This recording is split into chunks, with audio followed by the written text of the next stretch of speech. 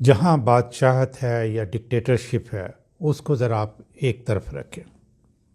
جہاں جمہوریت ہے وہاں یہ امیر لوگ اس سسٹم کو کرپٹ کر دیتے ہیں.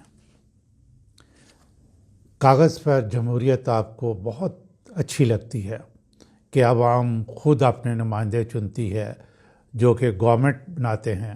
بظاہر نظر بھی ایسا ہی آتا ہے لیکن حقیقت میں ایسا نہیں ہے. بات کو واضح کرنے کے لیے آپ تھوڑا سی اپنے ملک کی مثال لے لیں. سیاسی پارٹیاں خود ایک ایسٹ ہیں.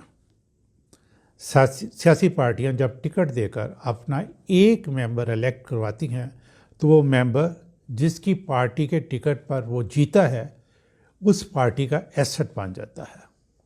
پھر وہ پارٹی اس ممبر کو ایک پپٹ کے طور پر استعمال کرتی ہے.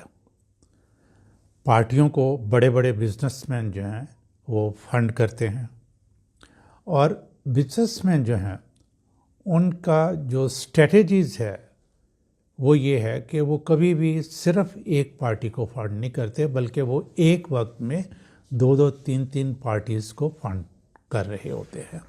برسر اقتدار آنے کے بعد بزنس مین کے بزنس میں پھیلاؤ کے لیے اس کو بڑھانے کے لیے گورنمنٹ پھر ان کو پروجیکٹس دیتی ہے، ان کو فیسیلیٹیٹ کرتی ہے اور باقاعدہ اس کے لیے قانون سازی کرتی ہے.